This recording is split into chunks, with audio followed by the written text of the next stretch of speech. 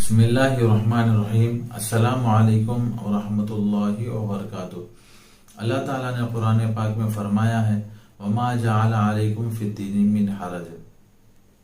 شریعت مطہرہ میں کسی کو تکلیف پہنچانا نہیں ہوتا، بلکہ اس کے فالو کرنے والوں میں آسانی پہنچانا یہ مقصد ہوتا ہے۔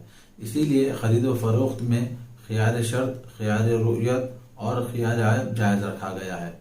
بحالت مجبوری حرام کھانے کو جائز رکھا گیا ہے۔ معاملات کو آسان کرنے کے لیے قرض، مزارات، مزاربت اور بیع سلم وغیرہ ہے۔ فقہ حنفی میں خاص معاملات پر کافی ملحوظ رکھا گیا ہے، اسی لیے ساری دنیا میں سب سے زیادہ فقہ حنفی کو فالو کرنے والے پائے جاتے ہیں۔ اب ہم کچھ سوالات کے جوابات دینے کی کوشش کریں گے انشاءاللہ۔ ایک شخص انتقال سے قبل ملکی فروخت کر دی، اب اس ملکی میں کیا ورثہ کا حصہ و حق ہے؟ محروم فروخت کرنے کے بعد ورثہ کا اس میں کوئی حصہ نہیں رہتا اور حق مطالبہ درست نہیں ہے۔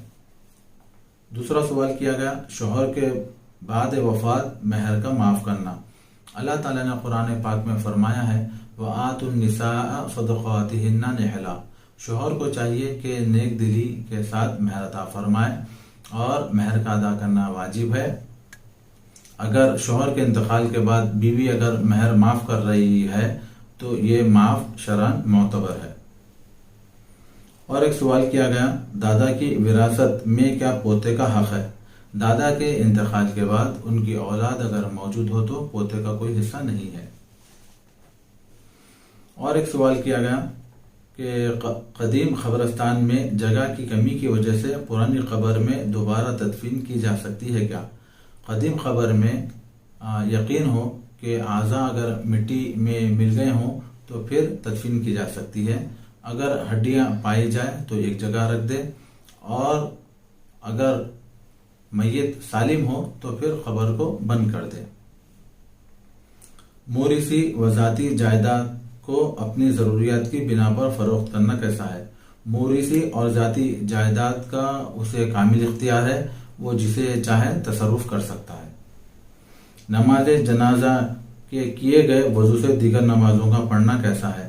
نماز جنازہ سے کیے گئے وضو سے دوسری نمازیں بھی پڑھی جا سکتی ہیں۔ اور ایک سوال کیا گیا بحالت ناپاکی دعا، اذکار یا تسبیح وغیرہ پڑھنا کیا درست ہے؟ اذکار اور دعا کو بحالت ناپاکی شرعاً ممنوع نہیں ہے، لیکن پڑھنے سے پہلے وضو کر لیں، باوضو پڑھیں، اور اگر بے وضو پڑھیں تو یہ مکروہ ہے۔ اللہ رب العزت سے دعا ہے کہ اللہ ہمیں فقہ حنفی کو فالو کرنے کی توفیق عطا فرمائے اور اس پر ثابت قدم رہنے کی توفیق عطا فرمائے، اور ہمارے دن رات امام اعظم ابو حنیفہ نعمان بن ثابت رحمۃ اللہ علیہ کی طرح گزارنے کی توفیق عطا فرمائے۔ جزاک اللہ۔ السلام علیکم ورحمۃ اللہ وبرکاتہ۔